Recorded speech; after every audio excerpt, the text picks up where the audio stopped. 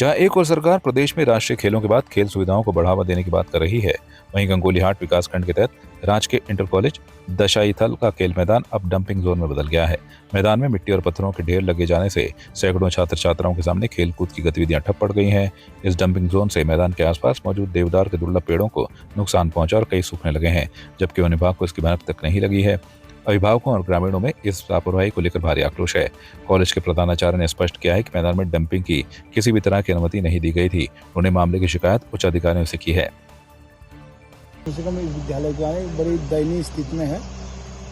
यहाँ हमारे विद्यालय के समीप जो है इतना डंपिंग जोन बना दिया इन्होंने। अब जो आगी मिट्टी वो ठीक है, मैं ये नहीं कि हम वो नहीं कह रहे हैं, उसके बावजूद इसको हम केवल उनसे हमारी एक मांग है कि ये जो मिट्टी आई है इसको फील्ड के नीचे डाल दें और जो पत्थर आए हैं उनकी दीवार बना करके हमको फील्ड की दीवार बना करके दे दें। हमको ज़्यादा कोई दिक्कत नहीं है। और जो हमारे देवदार वनी का ये बर्बादी हो रही है, ये बर्बादी न हो आगे, और जहाँ पर डंपिंग जोन आगे वो न बने। आज ये ठेकेदार हैं, कल दूसरे आएंगे, परसों तीसरे आएंगे। कई चीज़ों का ठेका हुआ, कई चीज़ों के कार्य चलेंगे यहाँ गंगोलीहाट में। सारा डंपिंग जोन यही होगा क्या? जिस टाइम पे यहाँ पे डंप करने आते हैं तो अचानक से यहाँ पे कैंटर वगैरह जो इनकी गाड़ियाँ हैं ये आती हैं और फेंक के चले जाती हैं। और जिसकी समस्याएं कल तक का तो ये सारी मिट्टियाँ इधर पड़ी हुई थी। आज इन्होंने कल भाई लोगों ने वीडियो बनाई थी, फेसबुक पे डाली थी, तो उसके चलते एक परिणाम हुआ कि यहाँ की मिट्टी इन्होंने दूसरे साइड भी डाल दी है और पूरा ग्राउंड ऐसा है कि डंपिंग जोन बना दिया है। शिक्षा विभाग की जो संपत्ति है, आज तक हमने कॉलेज के लिए भी जगह मांगी शिक्षा विभाग से, तो उस टाइम पे शिक्षा विभाग ने कह दिया कि हम नहीं देते हैं। लेकिन आज शिक्षा विभाग उस जगह को, जो बच्चों के खेलने की जगह होती है, जहाँ रैलियाँ होती हैं, ब्लॉक लेवल गेम होते हैं, अभी विधायक निधि वाले गेम होने वाले हैं, लेकिन उसके बाद भी उस जगह पे आज डंपिंग जोन बना के उसका वो कराया जा रहा है। तो जिससे परिणाम ये हो रहा है कि जो यहाँ क्षेत्र में जो भर्ती की तैयारी करने वाले जो बच्चे हैं वो ग्राउंड का अच्छे से इस्तेमाल नहीं कर पा रहे हैं। तो चाहे वो जो खेल के क्षेत्र में आगे बढ़ने जा रहे हैं, जो हमारे छोटे भाई हैं, उनके लिए भी अच्छी जगह नहीं हो पा रही है। परिणाम क्षेत्र को इसको सहना पड़ रहा है और ठेकेदार ऊपर ही ऊपर इसमें अपनी जगह बना रहे हैं और इस जगह को भरने का काम कर रहा है। क्षेत्र पंचायत पूर्व ग्राम सभा उपराड़ा से सर, देखिए ये हमारे लिए बड़ी विडम्बना का विषय है कि मिट्टी ऊपर से इधर डंप कर रहे हैं। बल्कि हमने ठेकेदार को और संबंधित विभाग को तक सूचना दे दी कि भी मिट्टी को प्लीज नीचे फेंकवा दीजिए आप, लेकिन नहीं फेंक रहे हैं। तो बड़ी विडम्बना का क्षेत्र। कल जबरदस्ती हमारे साथ ये बच्चे आए थे तो उतनी सी मिट्टी वहां से आप देख सकते हो कि उतनी सी मिट्टी वहां से नीचे गई हुई है और ऊपर से डंपिंग जोन और इतने तहस नहस कर दिया कि आप पूछे मत। थोड़ा फील्ड वो हो जाता, देवदार वृक्ष है उसको बचाने के लिए, और क्या कहते हैं, हम कितनी सिद्धतें करी कि ये फील्ड बन जाए। कैसे हमने बनवाया है हमारे पूर्व प्रधान जी ने। और क्या कहते हैं, ऊपर फील्ड की तो जो जिधर हेलीपैड बना हुआ उसमें पूरा सीमेंट पड़ चुका है। ये खेलने के लिए ये बन गया है। झनकैया मेले का भव्य शुभारंभ आज जिलाध्यक्ष अजय मौर्य ने रिबन काट कर किया। उद्घाटन समारोह में उन्होंने मेले के शानदार आयोजन की सराहना की और सभी श्रद्धालुओं को शुभकामनाएं दी। झनकैया मेला खटीमा का प्रमुख सांस्कृतिक और धार्मिक आयोजन माना जाता है, जहां स्थानीय कलाकारों की रंगारंग प्रस्तुतियां और तरह तरह के स्टॉल व झूले लोगों को आकर्षित कर रहे हैं। मेले में सुरक्षा और स्वच्छता के कड़े इंतजाम किए गए हैं ताकि श्रद्धालु निर्भय होकर मेले का आनंद ले सकें। चैनल के माध्यम से समस्त क्षेत्र की जनता को गंगा स्नान पर्व की हार्दिक शुभकामनाएं देना चाहता हूं। और ये मेला बहुत प्राचीन मेला है। इसमें हमारे क्षेत्र के जनजाति का मेला कहा जाता है। इसको पूर्व से ये सिंघाड़े का मेले के नाम से प्रसिद्ध है और ये एक जनभावनाओं से जुड़ा हुआ मेला है।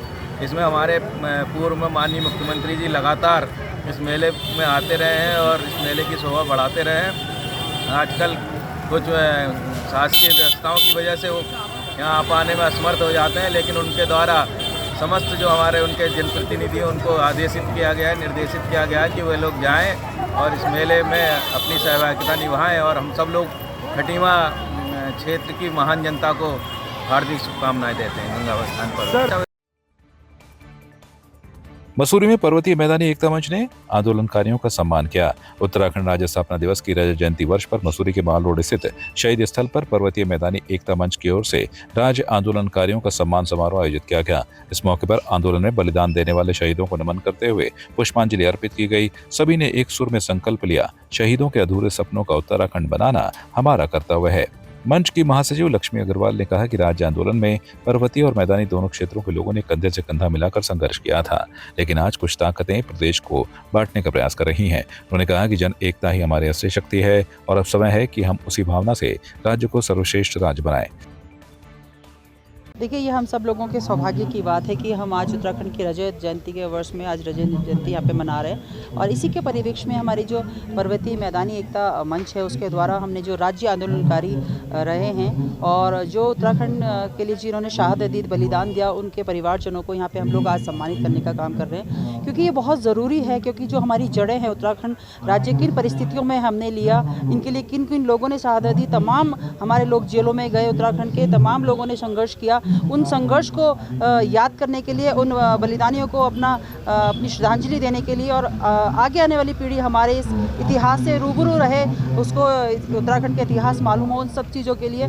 और सबसे ज़रूरी यह है कि उत्तराखंड का जो आपसी भाईचारा और प्रेम बना रहे, उस सब के लिए हमने ये आज यहाँ पे राज्य जो आंदोलनकारी है उनको सम्मानित करने का हमने यहाँ पे प्रयास किया। पौड़ी जिले के सिद्धपीठ श्री देवलेश्वर महादेव मंदिर बलौड़ी में आयोजित बैकुंठ चतुर्दशी मेले का 5वें दिन भव्य समापन हो गया। लोक गायक साहब सिंह रमोला और उनके साथियों ने अपनी शानदार प्रस्तुतियों से दर्शकों को मंत्रमुग्ध कर दिया। उनके गीतों पर श्रद्धालु थिरकते नजर आए। मेले के अंतिम दिन हवन पूजन और पूर्णाहुति के बाद मंदिर परिसर में विशाल भंडारे का आयोजन किया गया। कार्यक्रम में मुख्य अतिथि नगर पालिका अध्यक्ष हिमानी नेगी, पूर्व जिला पंचायत अध्यक्ष केसर सिंह नेगी, ब्लॉक प्रमुख अस्मिता नेगी समेत कई जनप्रतिनिधि मौजूद रहे। ये मेला देवलेश्वर महादेव सिद्धपीठ में विगत 10 वर्षों से चलाया हो रहा है। ये मेला का मकसद निसंत दंपतियों की कामनाओं को पूर्ण करने के उद्देश्य से किया जाता है। इसको थोड़ा बड़ा रूप देकर इसको हम 4 दिवसीय, 5 दिवसीय, 6 दिवसीय कर देते हैं, ताकि इस मेला चलता रहे और लोगों को इस मेले में प्रतिभा करने का मौका मिले। यही हम सारे भक्तजनों से चाहते हैं। इसमें हर वर्ष कभी 20, कभी 12, कभी इस समय जैसे कि 5 माताओं ने दीपदान किया है, तो पिछले वर्ष भी जिन माताओं का दीपदान किया था, 2-3 बच्चों का नामकरण संस्कार किया गया। इसी प्रकार हम ये भगवान देवलेश्वर महादेव से कामना करते हैं कि जो भी माताएं यहाँ पर अपनी आशा उम्मीद लेकर आती हैं कि तो उनसे प्रार्थना करते हैं कि इन माताओं की इच्छाओं को पूर्ण करें। 1 नवंबर से 5 नवंबर तक हमारा 5 दिवसीय आयोजन था, जिसमें 1 नवंबर को उद्घाटन सत्र हुआ, जिसमें शिव ध्वजा आई, धांग गांव से शिव ध्वजा आई थी। दिव्य और भव्य आयोजन था। मैं आपको पूरे विश्वास के साथ कह सकता हूं कि केवल 10 वर्ष का इस मेले की उम्र हुई है।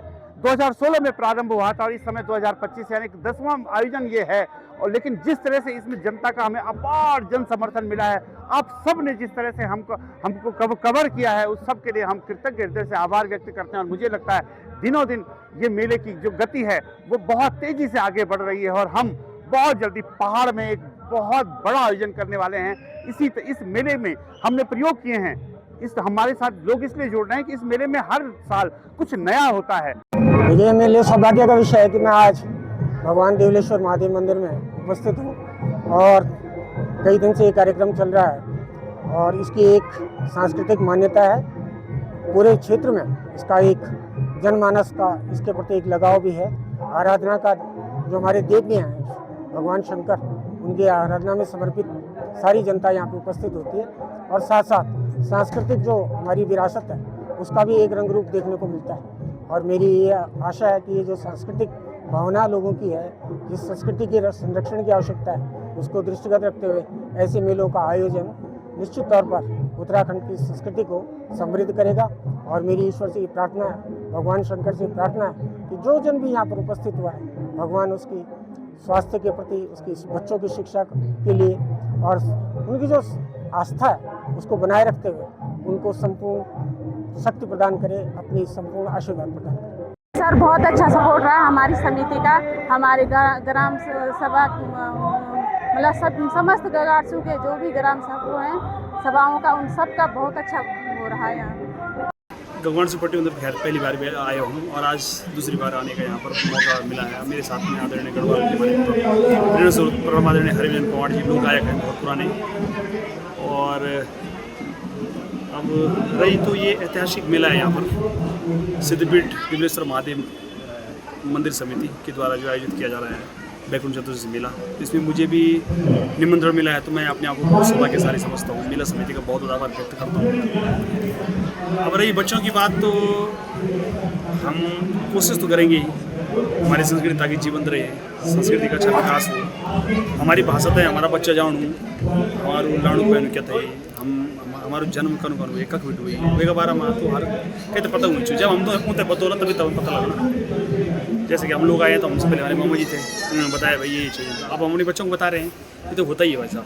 जो कार्यक्रम है उसमें जिन बच्चों ने पार्टिसिपेट किया है जैसे झांकी में और जितने भी गीत संगीत यहाँ पर हुए स्कूलों के द्वारा जो प्रतिभाग हुए उन सबके आज निर्णय होने हैं, उनको पुरस्कार मिलना है। और साहिब सिंह रमोला जी की सुंदर प्रस्तुतियाँ भी यहाँ पर होंगी। और आज हमारे बीच में नगर पालिका अध्यक्ष पौड़ी हिमानी नेगी जी भी उपलब्ध हैं, ब्लॉक प्रमुख पौड़ी अस्मिता जी भी उपलब्ध हैं और जिला पंचायत सदस्य हमारे जगदीश चंद जी भी आए हैं जो हमारे मुख्य अतिथि हैं। और मकरी मेला समिति श्री सुनिया जी पूरी समिति के साथ यहाँ पर उपलब्ध हैं। और यही हमारा संदेश होगा कि भगवान देवलेश्वर के चरणों में जो आता है उसकी संपूर्ण मनोकामनाएं पूर्ण होती हैं। देवलेश्वर महादेव बलोड़ी के मंदिर समिति की तरफ से बैकुंठ चतुर्दशी के उपलक्ष्य में ये मेले का आयोजन किया जाता है और पिछले 10 वर्षों से यहाँ निरंतर हर प्रतिवर्ष यहाँ पे आयोजन किया जा रहा है। ये बहुत उत्साहपूर्ण और सौहार्दपूर्ण माहौल यहाँ पे देखा जा रहा है। और जैसा पता चल रहा है कि यहाँ पे विभिन्न तरह की प्रतियोगिताएं भी आयोजित की गई हैं जो कि जो लोकल प्रतिभाएं हैं उनको आगे बढ़ाने का काम करेंगी और जो आपसी सौहार्द है उसको बढ़ाने का भी काम करेंगी। बहुत अच्छा लग रहा है यहाँ पे आकर के, एक सुकून सा मिल रहा है क्योंकि घाटी में बीच में महादेव का मंदिर, आसपास पूरे जंगल दिखाई दे रहे हैं तो बहुत मनोरम दृश्य है। बहुत अच्छा लग रहा है यहाँ पे आकर के। अब मैं ईश्वर से कामना करूँगी कि ये जो मेला है ये दिन दुनी रात चौगनी उन्नति करे और हर साल निरंतरता से ये बनता रहे। भारत सरकार ने भूमि अभिलेखों की पारदर्शिता और सटीक सर्वेक्षण के लिए देश भर में continuously operating reference station course स्थापित करने की शुरुआत की है। इसी क्रम में उत्तराखंड के नरेंद्र नगर में प्रदेश का पहला कोर्स स्टेशन स्थापित किया जा रहा है। मंगलवार को भारत सरकार के महासर्वेक्षक IAS हितेश कुमार मकवाना ने टीम सहित पुराने कलेक्ट्रेट भवन का निरीक्षण किया जहां स्टेशन बनाया जाएगा। उन्होंने बताया कि इस परियोजना के तहत ड्रोन और जियो स्पेशल तकनीक की मदद से भूमि अभिलेखों को सटीक, पारदर्शी और पूर्णतः डिजिटल बनाया जाएगा ताकि भूमि की सीमाएं और स्वामित्व स्पष्ट हो सकें। हम यहाँ पर CORS स्टेशन जिसको कहते हैं कंटिन्यूअसली ऑपरेटिंग रेफरेंस स्टेशन यहाँ पर लगा रहा है। उसका मेन उद्देश्य ये है कि ये स्टेशन लग जाएगा तो यहाँ से हम सैटेलाइट कॉन्स्टेलेशंस जो है उसके पूरे रिसीवर है जो भी वहाँ से ये घूम रहे हैं सैटेलाइट उसका हम यहाँ से मैसेजेस कलेक्ट कर सकते हैं। उसका जो अभी मेन उद्देश्य है कि यहाँ नरेंद्र नगर में एक नया नक्शा प्रोजेक्ट भारत सरकार करने जा रही है तो उसमें जो लैंड रिकॉर्ड्स जो है भूमि के जो रिकॉर्ड्स बनाए जा रहे हैं उसकी एक्यूरेसी के लिए ये स्टेशन का हम यूज़ करने वाले हैं।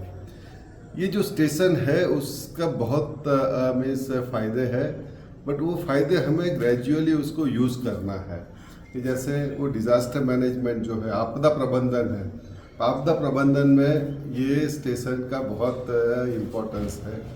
इसी तरह से जो लैंडस्लाइड हो रही है उसका जो मॉनिटरिंग करना हो उसके लिए भी ये CORS स्टेशन का इम्पोर्टेंस है। भारत सरकार ने अभी तक हिंदुस्तान में 1105 CORS स्टेशन लगाए हैं।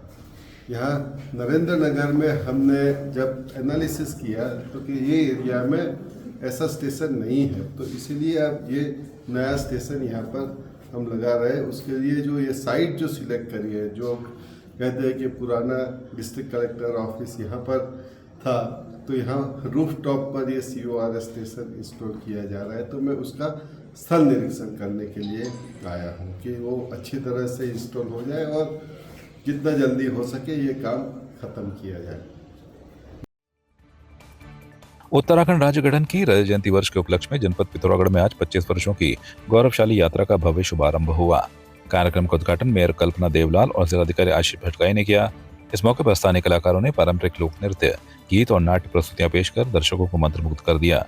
कार्यक्रम में राज्य गठन आंदोलन के वीरों को श्रद्धांजलि अर्पित की गई और युवाओं के लिए विभिन्न प्रेरणादायक सत्रों की भी घोषणा की गई। आपकी इस पर क्या राय है, हमें कमेंट कर जरूर बताएं। इसके साथ ही आप हमारे YouTube चैनल को सब्सक्राइब कीजिए। आप हमें Facebook, Instagram, Twitter पर फॉलो भी कर सकते हैं और संवाद 365 के साथ एक क्लिक में जुड़ने के लिए डाउनलोड कीजिए संवाद